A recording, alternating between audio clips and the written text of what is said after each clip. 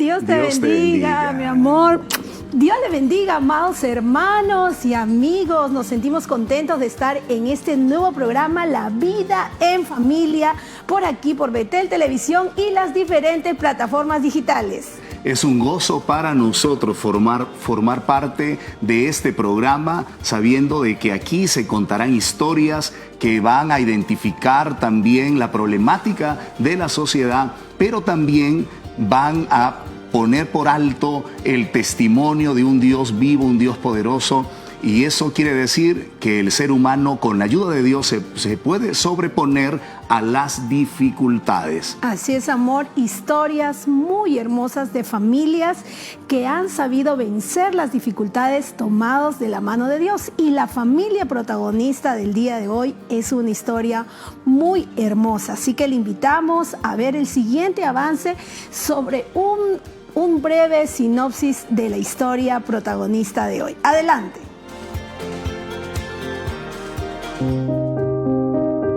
A los 5 meses de embarazo, donde me hacen una ecografía, el doctor me dice que la niña viene con un higroma quístico.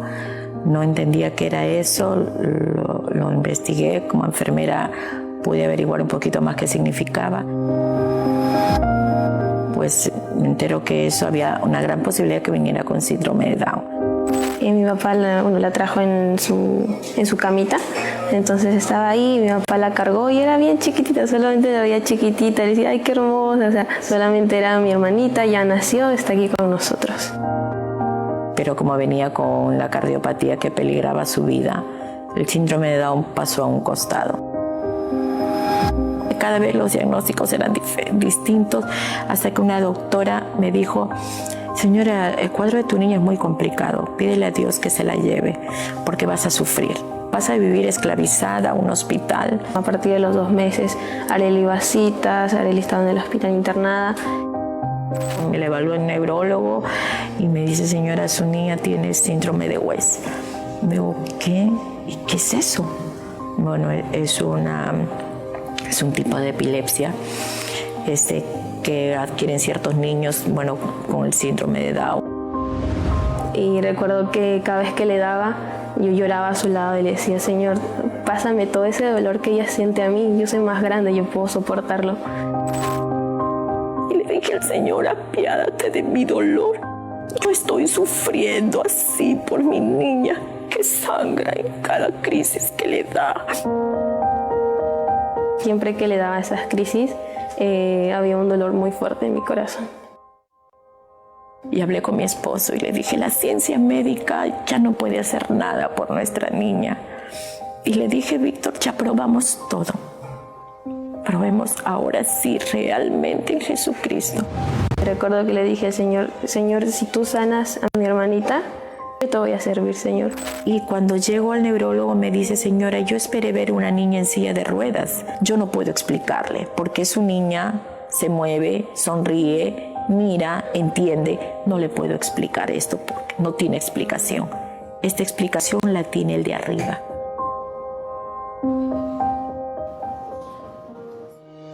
El nacimiento de un hijo es la materialización de sueños, ilusiones, muchos anhelos. Pero ¿qué pasa cuando el diagnóstico dice que tiene síndrome de Down? Recibir esta noticia puede tener sentimientos encontrados. Por ejemplo, proyectarse qué será de la educación, de la crianza de este hijo que viene. Hoy se estima que de cada 700 nacimientos, de cada uno de 700 nacimientos pueden tener síndrome de Down en el mundo. Gracias al avance de la tecnología, de la educación, de la inclusión, más niños con síndrome de Down tienen la posibilidad de estudiar en escuelas y desarrollar sus talentos, establecer vínculos, demostrando así que un diagnóstico no los limita, sino el amor de la familia puede ayudarlos a salir adelante y ser de gran bendición para su familia. La historia de la familia protagonista del día de hoy es una historia realmente conmovedora y por eso queremos darle la bienvenida a nuestra hermana Sofía Flores y toda su familia. Bienvenidos a este programa La Vida en Familia. Dios le bendiga, hermana Sofía. ¿Cómo se encuentra? Dios le bendiga, mi madre hermana, madre Dios le bendiga. Pastor, Dios le bendiga. Bueno, muy feliz, muy contenta y agradecida con Dios por esta oportunidad. Sí, mi hermana Sofía, siendo ustedes cristianos, ¿qué ilusión tenía usted como familia con el embarazo de Arely Aliana? Bueno, sí, cuando me entero de la llegada de mi bebé en esa condición, fue una sorpresa, sí, pero yo buscaba entender porque yo decía, Señor, yo te amo, yo te sirvo. Entiendo que esto debe tener un propósito porque tú eres un Dios bueno, un Dios justo. Entonces, esto tiene que tener un propósito. Ayúdame a entenderlo para hacer fuerza para mi familia, Señor. Entonces, eso es lo que yo sentí en ese momento, ¿no? También está con nosotros Michelle y Daniela, que las hemos visto sus palabras tan bonitas acerca de su hermanita.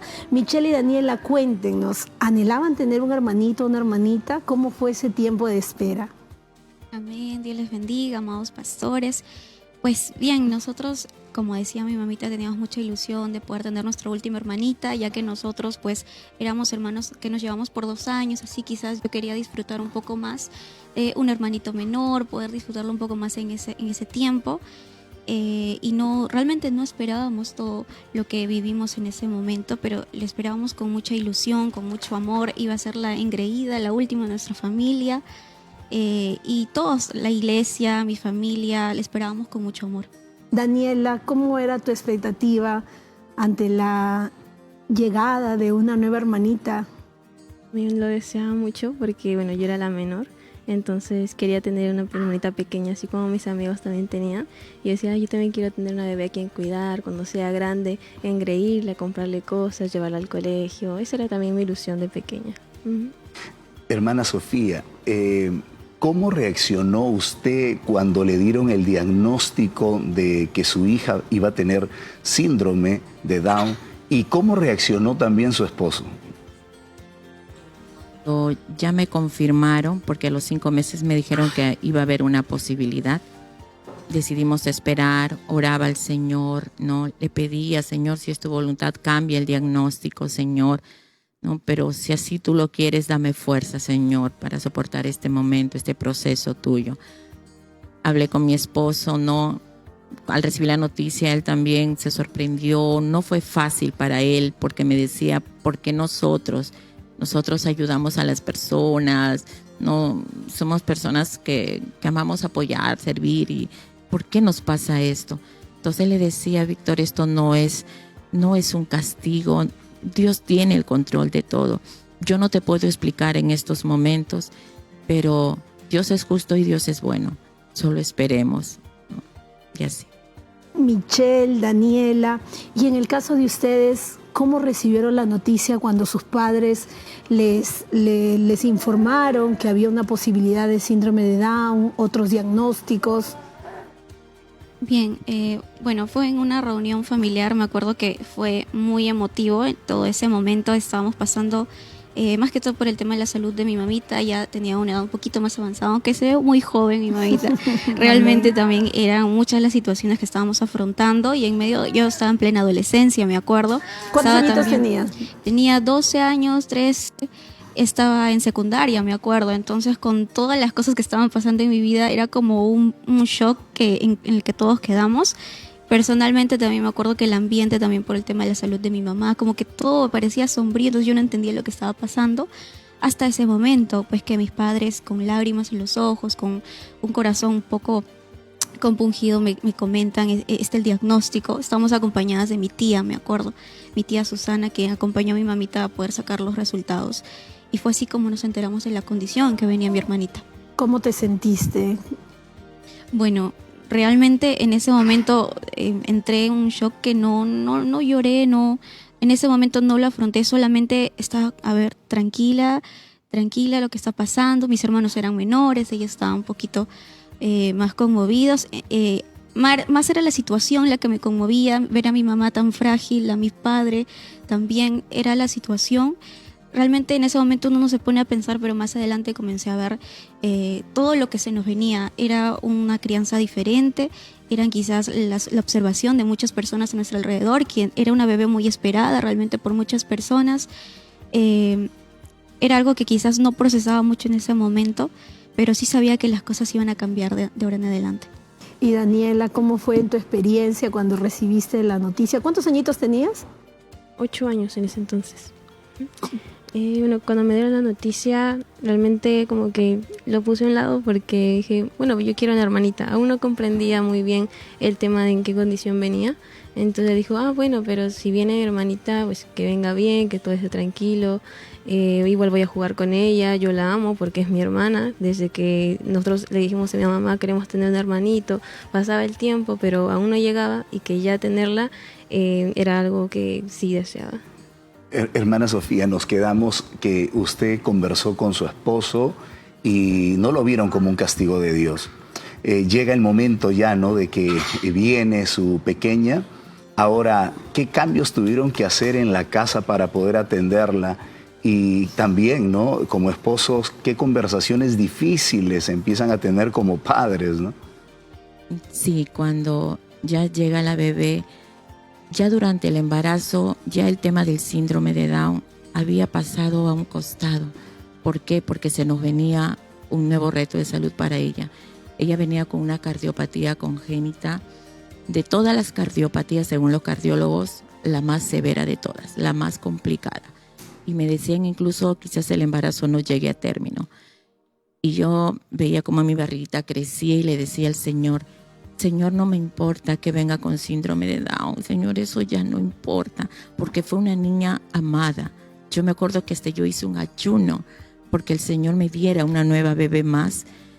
Y yo decía, Señor, tú como buen padre, tú no le darías piedras a tus hijos. Y yo te pedía, Señor, una bebé. Me la diste. Pero cuando me dicen, tiene una cardiopatía y probablemente al nacer pueda fallecer. Y le decía, Señor, solo dale vida, Señor. Y justo con mi esposo coincidíamos lo mismo. Mi esposo me decía que nazca bien. No importa, luego continuaremos, iremos a médicos, veremos qué hacer, ¿no? Qué linda historia realmente de ver cómo usted se agarró de Dios. Amén. Y Daniela, ¿alguna vez te sentiste desplazada o quizás de repente que pasaste a segundo plano porque tú eras la última y venía tu hermanita, y en algún momento sentiste eso, que ya como que se olvidaron de ti y ahora todo era ella? Bueno, como le había comentado, yo ansiaba tener una hermanita. Y bueno, cuando comenzó a estar mi mamá internada, cuando estaba todavía embarazada, al nacer Arely también estaba internada, y mi preocupación era, quiero tener a mi hermanita a mi lado. Bueno, yo sé que está pasando dificultades y mis papás necesitan apoyarla. Digo, papás, vayan con la bebé, por favor cuiden a mi hermana, que yo la quiero de regreso. Creo que nunca sentí celo, más bien sentí que tenía que estar con ella porque era alguien menor, alguien pequeñita, alguien indefenso que necesitaba más ayuda que yo. Qué lindo, Danielita. Mira, en pantalla vemos una imagen donde estás con tu hermanita. Cuéntanos, qué están haciendo ahí. Esa vez había ido a dentista Arely, estaba ahí en revisión y ya la fui a acompañar con ella y con mi mamá para que la examine. Entonces has podido disfrutar con ella también, y disfrutas cada momento porque es tu hermanita menor. Sí, también llevándola al colegio, su primer día de clases, sus deportes, sus terapias, todo ella también. Hermana Sofía, como mujer creyente, cuando vienen esos nuevos diagnósticos a su hija, se preguntaba usted, ¿por qué a mí? ¿Por qué a ella? ¿Qué le dijo usted a Dios?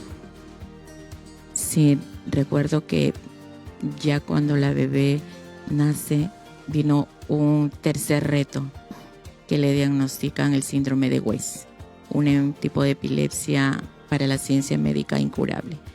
es ahí donde yo en todo momento clamaba al Señor y le pedía que me dé entendimiento para todo lo que ocurría. Pero cuando ya me dicen, tiene síndrome de West, hicimos las investigaciones, los médicos y todo, hasta que un médico me dice, señora, su hija tiene la cardiopatía, la más severa, y se le ha diagnosticado, ha encontrado el síndrome de West.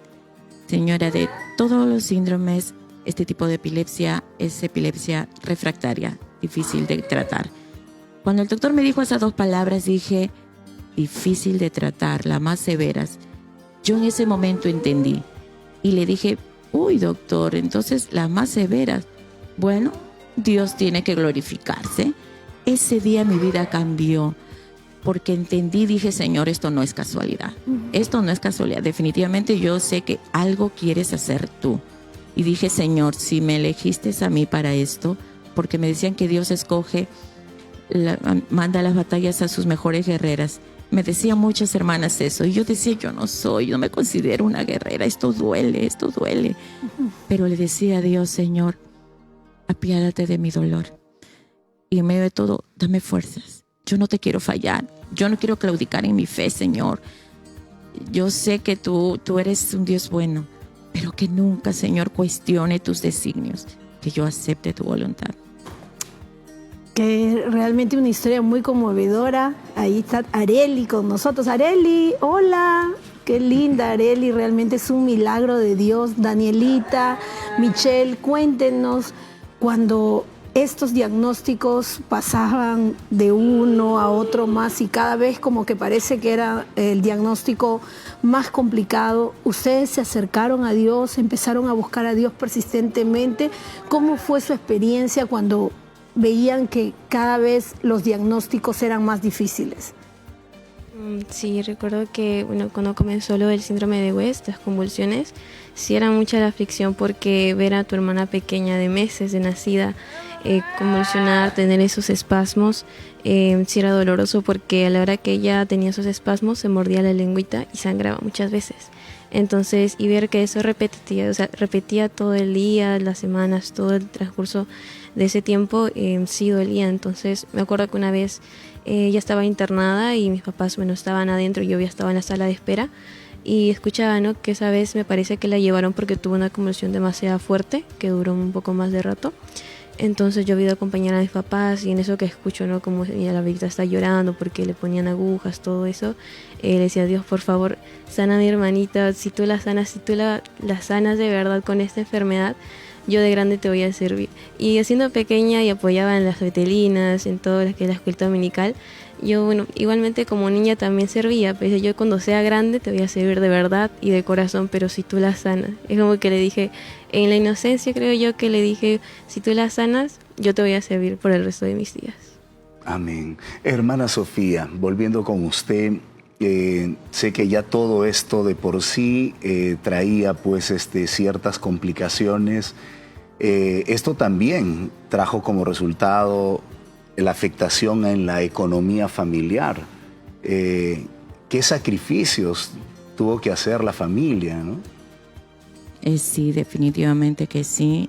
Sí, mi bebé está asegurada en el Hospital Naval, pero el Hospital Naval ya no tenía los especialistas que ella necesitaba. Entonces tuvimos que ir a buscar centros médicos, me recomendaban.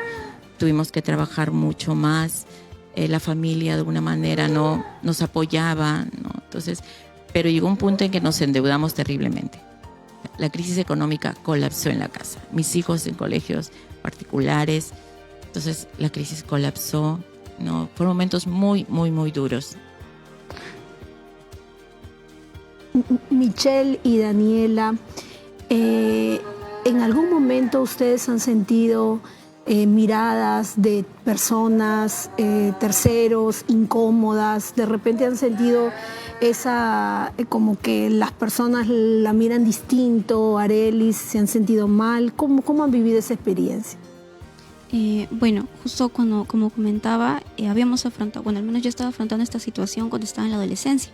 Estaba en la secundaria y me acuerdo que uno de los momentos en donde yo más caía en cuenta la realidad de la situación que estaba viviendo era cuando fue un día de la madre, si no me equivoco, donde mi mamita tuvo que ir al colegio a ver una presentación que hicimos, y pues yo a mi hermanita, y yo un día antes me acuerdo emocionada porque la había escogido su ropita, que combine, que su ropita rosadita. Esa parte estábamos emocionados, pero también es el hecho de que yo les había comentado la situación a algunos amigos cercanos, pero evidentemente no a todo mi salón. En ese momento yo creo que era brigadier, tenía un cargo, entonces era el tema que yo iba a poder presentar algo, iba a presentar a mi mamita, y esa situación creo que pisé tierra cuando una amiga, bueno, una compañera del colegio hizo esa observación, ¿no? Oye, sí, la hermanita de Michelle tiene esa situación, y una amiga me lo contó, y como que quizás no fueron las mejores palabras ni en el mejor contexto. Entonces fue, yo en ese momento no sabía cómo, nunca antes me habían comentado eso, nunca había vivido esa experiencia, pero nada más dije, bueno, está bien, era algo que quizás iba a pasar. Ya me estaba mentalizando para eso, y quizás eso fue lo que me ayudó, aparte de ver a mi hermanita ahí, tener que cargarla, ver que ella estaba feliz, que hasta este momento estaba bien, todavía no estaba pasando, después de tantas cosas que pasamos con ella en los hospitales. Para mí el hecho de que ella esté ahí presente en ese colegio viendo mi presentación era lo más valioso, y pesaba mucho más de lo que las personas podían mirar o podían decirme. Y creo que eso me ha mantenido a lo largo de este tiempo. No siempre, evidentemente, ha sido fácil. A veces ella es un poquito más por el hecho que estamos caminando o estamos pasando. Sé y entiendo que hay miradas, comprendo la situación, porque en el momento también quizás me tocó vivirlo a mí cuando aún no tenía a una hermanita con este tipo de diagnóstico. Pero también me he sentido muy acompañada en este aspecto por amigos, por familia, que me han hecho sentir bien, han hecho sentir que quizás todo lo que estaba viviendo no era tan malo como parecía, que estaban dispuestos a aceptarme a mí y a mi familia, y que nos amaban. Nada fácil para toda la familia, ¿no? Hermana Sofía, yo sé que a la pequeña la llevaron a clínicas, los mejores médicos. ¿En qué momento usted ya se sintió que no podía más, donde ya usted se sentía hasta morir, ¿no? Y cuando ya todo iba complicando, la crisis aumentaba, mi bebé sangraba, y llegó un momento en que le dije al Señor, me puse de rodillas y le dije, Señor, ya no puedo más. El sufrimiento, lo que está pasando mi niña, verla sangrar, es más de lo que puedo soportar. Y fue un ayuno. Y me tiré de rodillas y le clamé a gran voz al Señor. Y le dije, Padre, apiádate de mi dolor. Se lo había dicho de muchas maneras, pero aquella vez le dije, Señor, yo dije, no sé si he tenido esa osadía de hablarle así al Señor, pero le dije, Señor, tú viste a tu madre vio cómo tú sangrabas en la cruz del Calvario, y el dolor tan profundo que sentía tu madre. Señor, yo así siento ese dolor al ver sangrar a mi hija. Apiádate de mi dolor como madre. Y lo grité tan fuerte.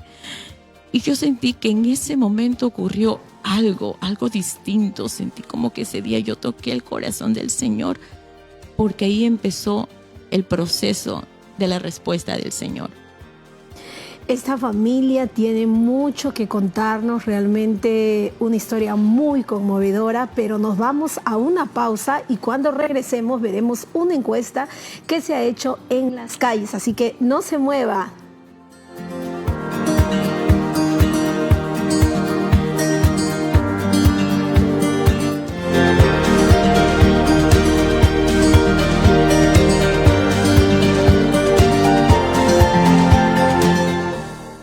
Comenzó nuestra pausa activa. Llámanos al 01-613-1701 o al 01-613-1709.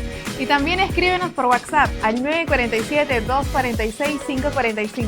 Envíanos tus saludos, tu reporte del tráfico y también tus peticiones de oración durante el programa. Ahora sin prisas por Betel Televisión y por los 100.1 FM.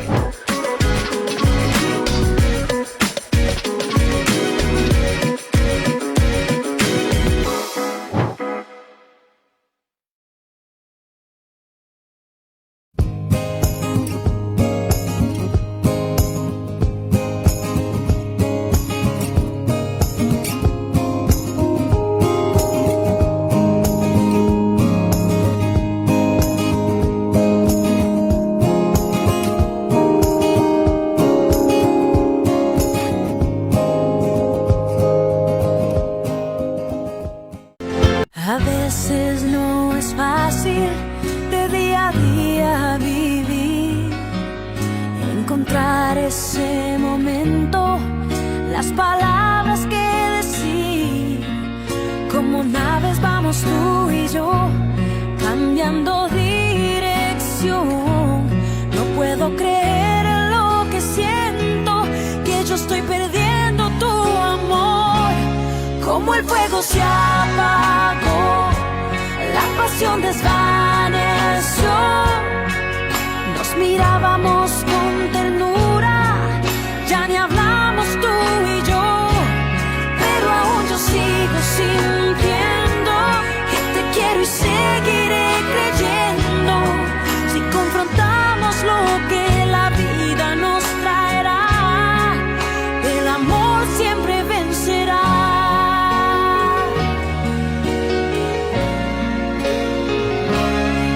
Se nos olvidó, lo que más importa es tú y yo. Si confrontamos lo que la vida nos traerá, el amor siempre vencerá.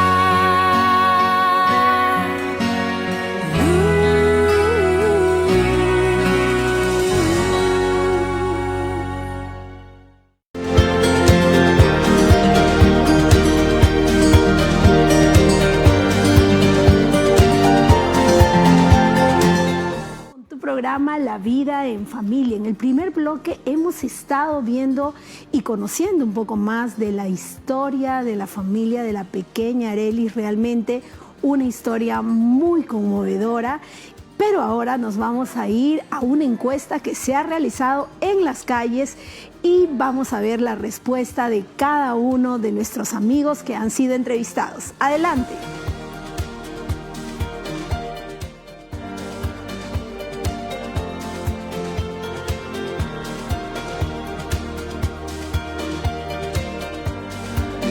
Tiene una niña con síndrome de Down. ¿Cómo reaccionaría usted al recibir esta noticia? Bueno, yo creo que mi primera reacción sería miedo, ¿no? Porque, bueno, como usted ve, tengo 2 niñas que gracias a Dios han nacido perfectamente sanas. Por momentos sería algo doloroso, pero después no, porque en casa de mi familia hay, y son niños tiernos. Solamente hay que enseñarles con paciencia para que se adecúen a la sociedad. La preocupación, ¿no? De qué hacer, ¿no? De por qué. Luego tal vez viene la aceptación, ¿no? Todo es un proceso. Bueno, como toda persona normalmente se sorprende, se asusta porque es un reto bien grande. Existen muchas complicaciones con ello, pero aceptarlo. La verdad no sabría porque no me ha pasado el caso. Yo creo que sería algo un poco triste, ¿no? Porque la verdad nadie espera eso. ¿Qué miedos aparecerían en tu corazón? Que no sea tal vez un niño totalmente normal, a diferencia de otros niños que sí, ¿no? O sea, y esa dificultad. Me imagino que como cualquier persona chocaría, pero al final de cuentas es mi hijo y tengo que amarlo porque es bendición de Dios. Miedo de dejarlo solo, desvalido, sin que nadie lo quiera como su madre lo quiere, ¿no? No me afectaría, ¿no? Sino que, bueno, diría que es una bendición que Dios me ha mandado y que tengo que seguir adelante y sacarlo adelante, ¿no? Darle todo el amor, todo el cariño. De no saber el futuro, ¿no? El miedo al futuro, ¿no? De no saber cómo vas a hacer, ¿no? Porque ya sabes que te va a venir diferentes pruebas, no solamente pruebas, sino económico también, ¿no? Yo creo que sería el miedo de no saber cómo cuidarlo, porque obviamente nunca pasaste por eso, ¿no? ¿Qué te ayudaría a aceptar esta realidad? Si Dios ha decidido enviarme ese niño, lo recibiría y tendría que cuidarlo, pues hasta que Dios permita que pueda vivir, ¿no? Porque tengo entendido que tienen un límite de años nomás también, dependiendo de la gravedad del síndrome también, pues, ¿no?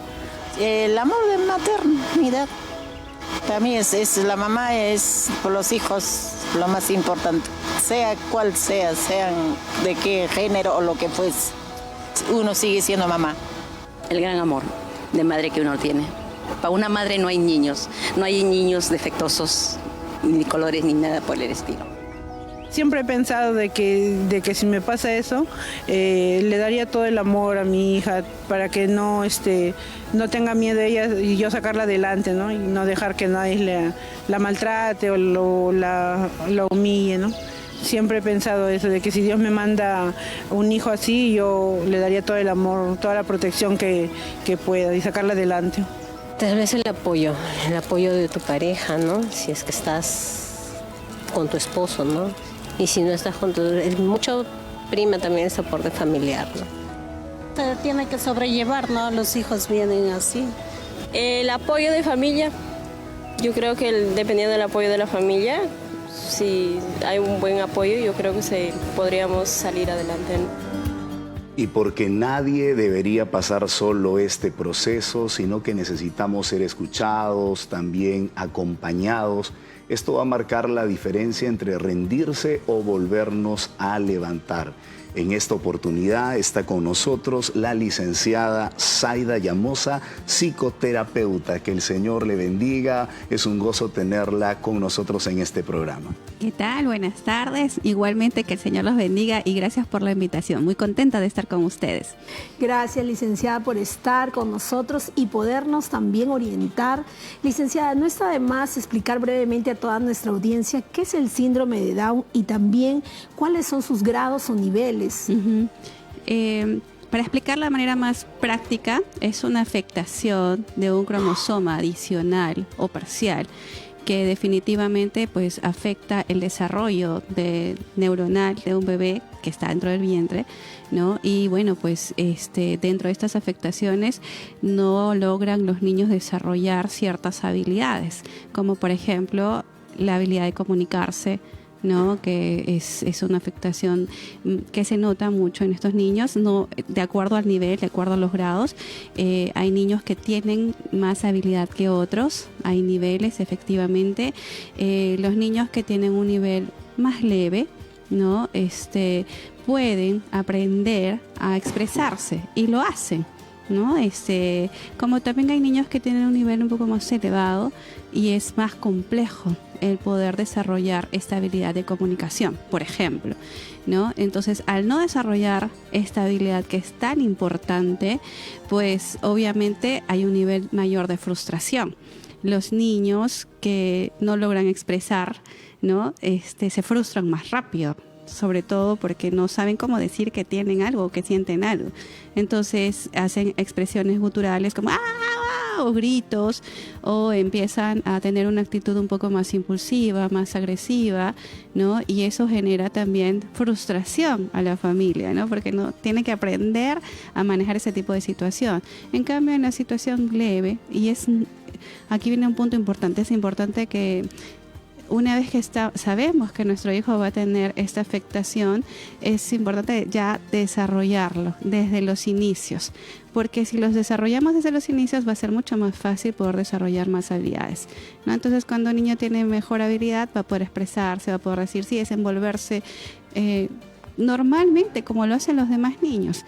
Claro que va a tener ligeros problemas al momento de la escritura, al momento también de hacer desarrollos, por ejemplo, en el colegio escolar, matemáticas, entre otros, pero no es algo que sea grave. Por eso digo que va a depender del nivel, o bien leve o bien grave, ¿no?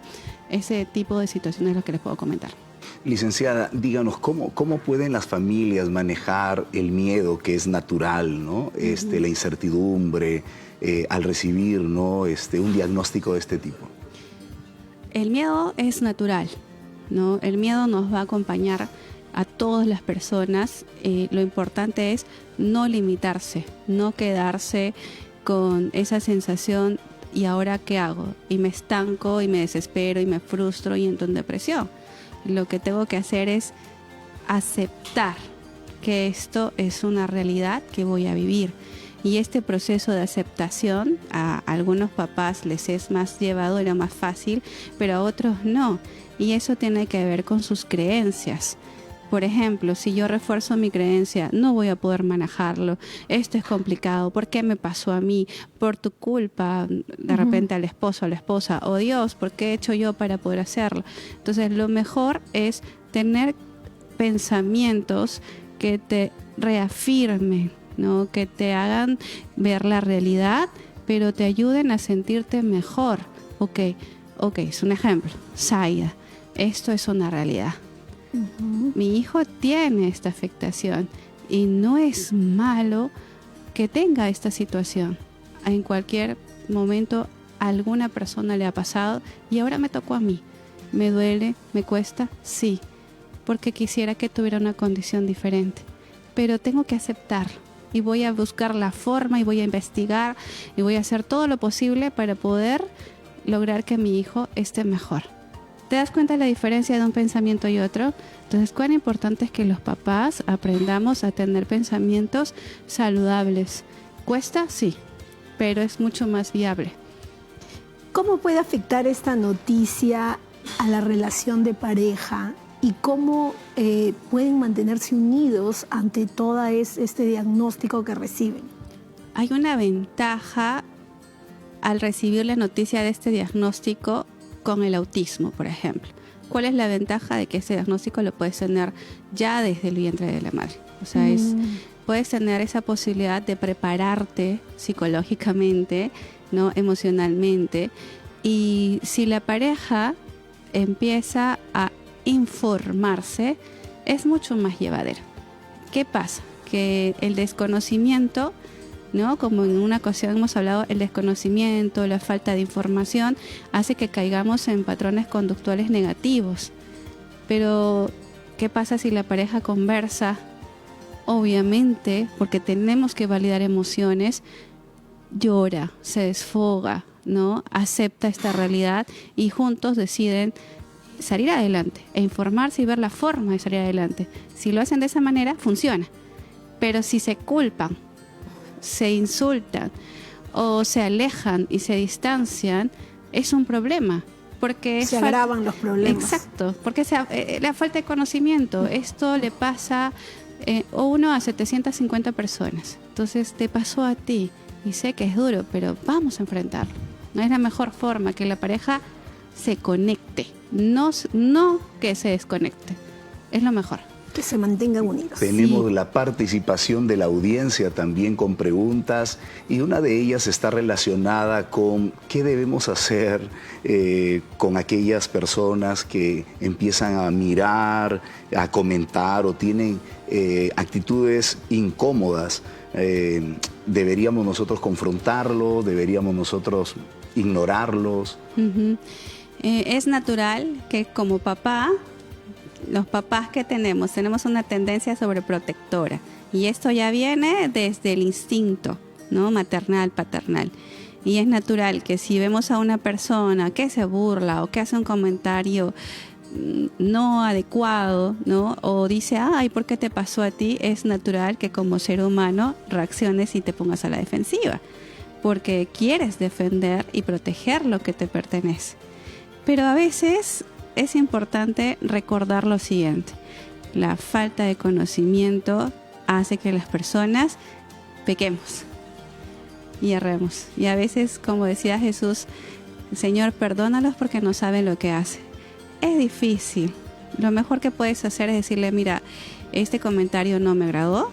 Hay que ser asertivos. No me gustó, no estás en mi posición y me cuesta o me duele que me digas de esta manera lo que acabas de decir.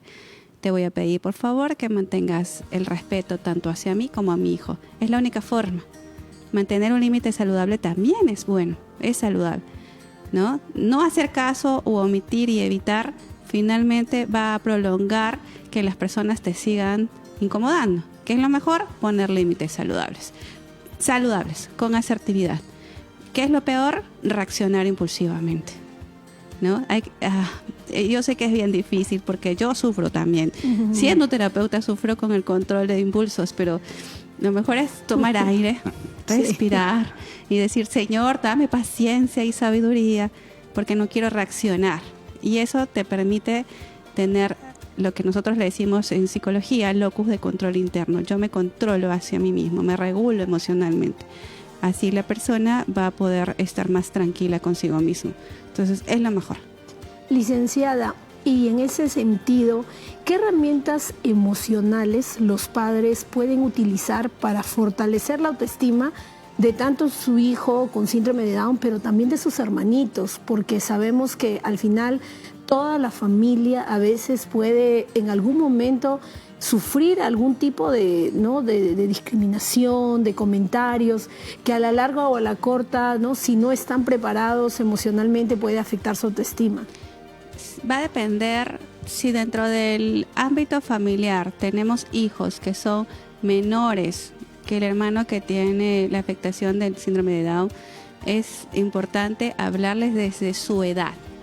Por ejemplo, si tenemos un niño hablando de 3, 4 años, está en proceso de desarrollo, pero todavía es complejo que entienda y le explicas, mira, mi hijo tiene este problema, tu hermano tiene esto, y le explicas detalladamente. Lo mejor es decirle, es tu hermano, es diferente, vamos a respetarlo, él te respeta, tú lo respetas, ¿no? Tratar de hablarle con ejemplos concisos y prácticos. Él te quiere, tú lo quieres. Entonces es tratar de hablarle de esa manera. Vamos a imaginarnos que estamos en otra etapa, que es la edad de 9 años, 10 años. Ya tienen mayor conciencia. Explicarles la condición. A esa edad ya a los hijos se les puede explicar cómo es la condición, cómo es la afectación. Y si estamos hablando de adolescentes, con mayor razón y mayor detalle. Cuando los niños, los hijos entienden esta afectación, es mucho más fácil para ellos sobrellevar a su hermano, porque van a decir, mi hermano reacciona así, de acuerdo al nivel que tienen. Es porque él es así, es su condición. Entonces no van a decir, porque no me quiere, porque es un malcriado, me odia. No, entonces no va a reaccionar así porque ya va a entender, ¿no? Claro que no todos los niños, no todos los niños, hablando de niños, van a reaccionar como quisiéramos, pero eso va a depender de nuestro entrenamiento como papás.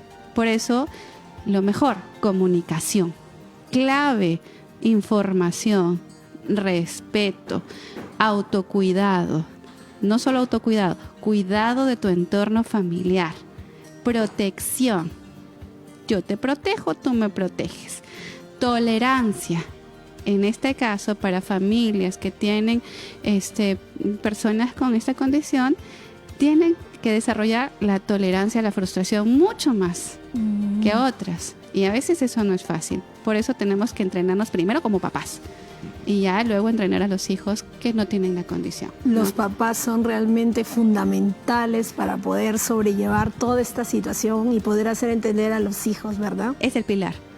De verdad, es el pilar. Tenemos también la participación de la audiencia con una pregunta. Nos dice, ¿cómo puedo saber si estoy protegiendo demasiado o estoy limitando a mi hijo con síndrome de Down? Ya, va a depender mucho de la condición, eso es importante, o el nivel en que se encuentra. Si vemos que, como les comenté hace un rato, hay niveles. Cuando es un nivel donde el niño definitivamente depende de nosotros, ¿por qué? Porque no tiene esta habilidad comunicativa, entonces debo aprender a medir hasta qué punto mi hijo puede desenvolverse.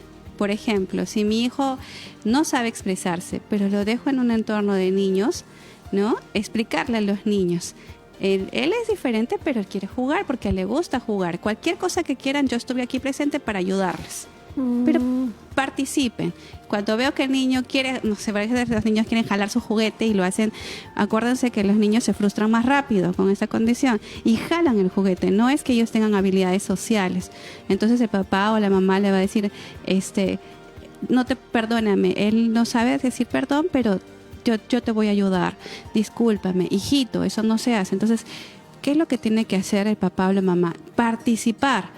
Pero muchos papás, ¿qué hacen? No sales, no juegues, no hagas, lo agarran de la mano, lo tienen todo el tiempo asentado en sus piernas, no les permiten socializar. Y eso es un problema, porque finalmente este niño va a crecer con autoestima baja. La sobreprotección genera autoestima baja. Entonces lo mejor es darle confianza de acuerdo a su nivel. Ahora, si el niño tiene mayor posibilidad de comunicarse, va a ser más fácil, más llevadero. Lo dejo, lo observo a la distancia y le voy enseñando habilidades sociales. Y estoy al pendiente. Pero si todo el tiempo lo mantengo a mi costado, lo cuido, ¿no? Entonces no es saludable. ¿Cómo nos damos cuenta? Cuando lo quiero sobreproteger, cuando lo quiero tener aquí a mi lado, cuando no quiero que nada le pase. Esa sensación que tengo como mamá no es saludable. Lo mejor que puedo decir es, me cuesta, me duele, tengo miedo, pero lo voy a soltar. Bajo mi supervisión, pero lo suelto. Eso es saludable. Interesante la respuesta, así que papitos estén anotando. Licenciada, ¿cómo responder a la pregunta que muchos papás se hacen y acerca de sus hijos que tienen síndrome de Down? ¿Qué va a ser de ellos cuando yo no esté? Es una pregunta muy difícil, porque un papá lo primero que espera es que sus hijos puedan desenvolverse y sean autónomos en la vida, ¿no? Entonces, una de las mejores estrategias es tener una red de apoyo. ¿Qué es una red de apoyo?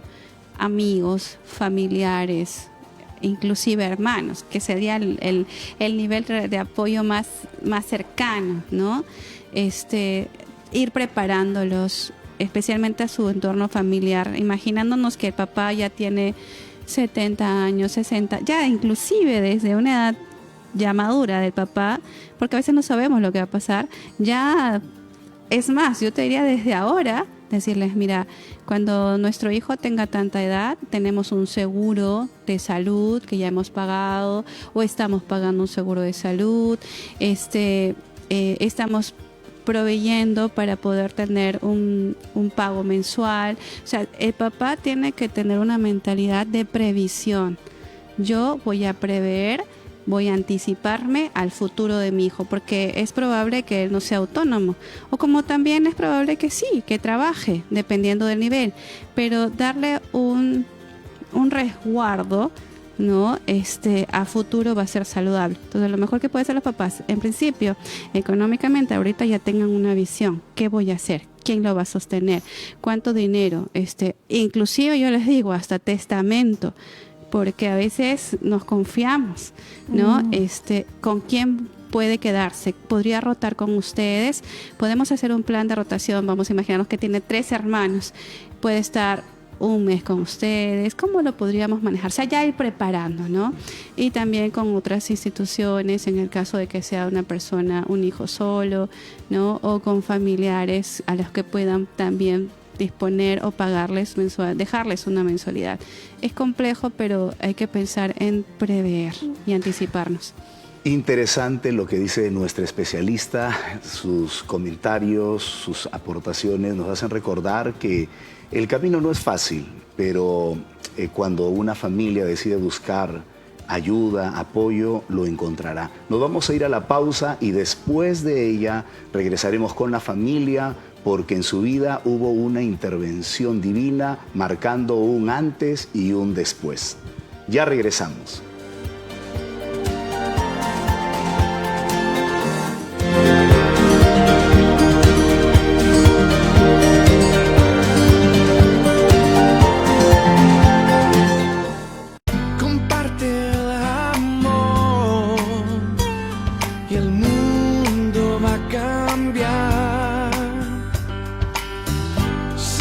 Ayudamos, se va a mejorar.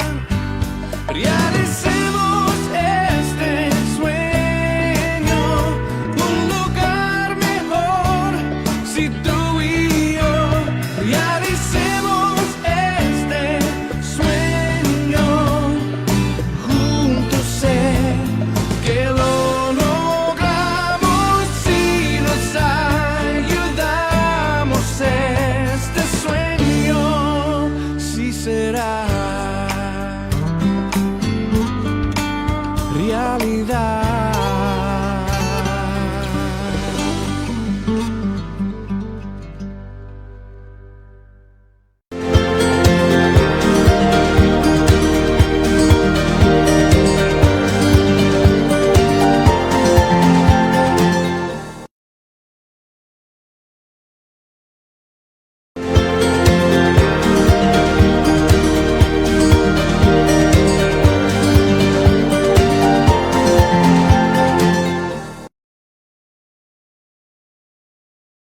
Nos encontramos con la familia protagonista de esta historia que nos va a inyectar fe y nos va a decir que sí se puede lidiar con las dificultades. Hermana Sofía, realmente estamos impactados con su historia y quisiéramos que usted nos comente en esos momentos difíciles que le tocó vivir. ¿En algún momento se sintió desalentada? Sí, recuerdo en una ocasión yo no dejaba de congregar, era maestra en la escuelita de niños, estaba como directora también de la escuelita de niños, no dejaba de congregar, mi esposo me decía ya quédate en casa, cuida a la bebé, mira esa condición que ella tiene, ya no puedes estar mucho en la iglesia. Entonces yo le decía a Víctor, si yo no congrego me muero, si yo no busco de Dios me muero, porque necesito fuerzas para soportar esto, déjame seguir apoyando a la iglesia. Hasta que un día me fui a un EBDB, fuimos a evangelizar, hablamos de la mujer con flujo de sangre. Entonces terminó la enseñanza y se acerca una señora y nos dice, a mí me pasa eso, oren por mí. Llamamos al grupo de hermanos, nos pusimos a orar por sanidad divina, por la señora. Yo regreso a casa, recojo a mi bebé, estoy jugando con ella y le empiezan unas convulsiones tan fuertes que sangró bastante. Y en ese momento yo abracé a mi hija, Señor, y sentí ahí como que una voz, ¿no?, que me decía, mira, tú hablando de sanidad, que Jesús sana, y mira a tu hija enferma. Y en ese momento abracé y lloré y le decía, Señor, y empecé a reprender y dije, Señor, no permitas que estos pensamientos entren a mi corazón, porque yo sé que tú eres fiel, pero dame fuerzas. Fue ese momento donde lloré, le decía, Señor, si tú no me ayudas, voy a morir, Señor. Y sintió la fortaleza de Dios. Así es, abracé a mi hija y miraba el rostro de mi niña, que al ratito ella sonreía como si nada le hubiera pasado. Dios me daba fuerza a través de esa carita de mi niña y yo dije, yo voy a seguir adelante. Y empecé a reprender y dije, Señor, yo voy a ser fuerte, yo no me voy a dejar vencer. Si ella es fuerte en medio de lo que le está pasando, porque es ella quien vive la enfermedad, si ella es fuerte, ¿cómo yo no voy a ser fuerte? Sentí la paz y la tranquilidad y la fortaleza del Señor. Una pregunta para su hijita. Sabemos de que Dios sabe responder las oraciones. Entendemos que Dios empezó a obrar en la vida de la pequeña, ya no dándole convulsiones. ¿Cómo impactó eso en tu fe personal? Bueno, este momento que estábamos viviendo realmente estaba marcando mucho territorio en el área de mi fe, de mis experiencias con Dios. Desde muy pequeña siempre había escuchado tantos milagros que el Señor había hecho en los hermanos, en mi familia. Y ahora ver toda esta situación, ver que servimos al Señor con los niños, ver cuando le pedíamos a los niños que oren con fe, con todo su corazón, aquella petición que tenían en su corazón, y yo guardando esta petición en mi corazón, viendo lo que estaba pasando en mi hogar, en mi familia. Un día me comentaron que iba a haber una campaña cerca a mi casa, en un anexo donde estábamos apoyando. Era un anexo que está bien pequeñito, a lo mucho 9 personas. E iba a venir un pastor, el pastor Chumpitas, me acuerdo. Entonces yo vi esa oportunidad. Yo ese día tenía un montón de tareas, iba a estar bien ocupada, pero dije, no, yo me escapo a esa visita que va a haber, y fui corriendo a la campaña. Me acuerdo que incluso preparamos un especial con los niños, que veían que eran más niños que miembros. En ese anexo preparamos un especial y el pastor hace el llamado, ¿no? Hace la prédica. Vinieron muchas personas, me acuerdo, ambulantes, personas que vendían ahí. Fue la gloria de Dios y el pastor hizo ese llamado, ¿no? Aquí, hermanos, el Señor me ha traído con un propósito. El Señor me ha traído y me ha dicho que voy a sanar, el Señor va a sanar a alguien, y me ha traído aquí porque el Señor va a sanar a alguien. No sé quién seas, no sé quién es la persona, solamente tráeme. No puedes traer a la persona, trae una prenda, pero ve y ven con fe, porque tu fe va a sanar a esa persona. Y yo lo tomé como algo que me traspasó el corazón. Siempre había sido quizás mi mamá la que me hablaba de esto, los hermanos, pero nunca sentí que era conmigo misma, la petición que yo misma le hacía a Dios. Y yo con lágrimas en los ojos me fui. Mi casa estaba a unas esquinas, me fui corriendo, no tenía llave, le pedí a mi tío, que en ese tiempo vivía abajo, tío, ábreme la puerta. ¿Qué pasó? Sí, nada más quiero saber, quiero hacer algo. Entré a mi cuarto, mi hermanita estaba durmiendo, me acuerdo, estaba con mi tía, y ella tenía una mediecita ahí, y yo solamente la vi durmiendo tan tranquila después de todo lo que estábamos viviendo. Vi una media de ella y oré con todo mi corazón, solamente lloré, no le decía nada todavía a Dios. pero en ese momento lloré y me fui corriendo. El pastor seguía en el llamado y cuando el pastor terminó me acerqué, me daba mucha vergüenza porque nunca había hecho eso, pero me acerqué y le entregué esa media al pastor y le dije: pastor, mi hermanita está mal, no deja de tener convulsiones, acabamos de cerrar una EBDB, estamos en todo esto, por favor, pero tienes que orar, pastor, tiene que orar por mi hermana. Y el pastor se conmovió y me miró y agarró esa media y dijo: tu fe la va a sanar. Gloria y eso fue algo a que a mí me Dios. marcó, nunca nadie me había dicho eso. Y yo solamente cerré mis ojos y el pastor se puso a orar, agarró esa media, pastor, y yo solamente sentí que algo que recorrió mi cuerpo que nunca antes había experimentado, y yo solamente oré con todo mi corazón. En ese momento estaba pasando una etapa un poco difícil en la adolescencia, todavía con muchas situaciones. Qué y lindo fue ahí. testimonio, realmente. Queremos invitar al pastor Gustavo Tenazoa, realmente impactante, al que cree todo le es posible, ¿verdad? En cualquier circunstancia. Bienvenido, pastor Gustavo, que Dios le bendiga. Dios le bendiga, pastor. Pastor, ¿por qué Dios permite procesos tan difíciles en la vida de una familia creyente? Amén. Dios le bendiga, pastores, Dios le bendiga a esta familia de testimonio poderoso. Bueno, realmente cuando nosotros esperamos algo, como una promesa, por ejemplo, y no sucede, no pasa lo que realmente nosotros deseamos, ¿no? Como que se complican las cosas, como que se nubla la mente, y es verdad que entra el temor, entramos en un estado de desesperación. Vemos un caso, por ejemplo, en la vida de Abraham,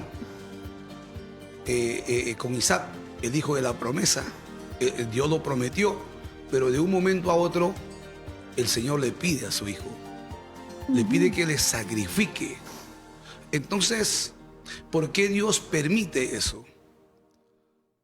Definitivamente, uno, porque Dios quiere que se revele lo que hay dentro del hombre, pero todo tiene un propósito. Ahí tenemos que entender el propósito de Dios y definitivamente tratar de pararnos firmes, de no perder la confianza, de no perder la fe en el Señor. Abraham, por ejemplo, obedeció, no juzgó. Adán se sujetó, creyó en la promesa, entendió que el dador de la vida es Dios. Y cuando él está en una actitud de sacrificar a su hijo, vemos una actitud más de Abraham en guardar el corazón de su hijo. Cuando su hijo le pregunta y le dice: papá, aquí está la leña, ya el fuego, pero ¿dónde está el cordero? Abraham sabía, bueno, que iba a ser él hasta el momento, pues. Abraham no juzgó a Dios. No estaba permitido sacrificar humanos en ese tiempo, ni hoy tampoco, pero la obediencia es lo que pesa, ¿no?, delante de Dios. Entonces, ¿qué cosa le dijo a Abraham? Dios proveerá. Y al decirle eso, también Abraham estaba cuidando el corazón de su hijo. Y el postrer estado de Abraham, vemos que él se ha convertido en el padre de la fe. Siempre hay un propósito. Qué lindo realmente entender que todo tiene un propósito. Agradecidos a Dios por este tiempo tan especial y donde hemos podido comprender que realmente cada vida nace con un propósito de Dios, como la vida de la pequeña Arelis, que ha llenado de fe el corazón de su familia. Y de esta manera nos despedimos. Que Dios les bendiga. Que Dios les bendiga.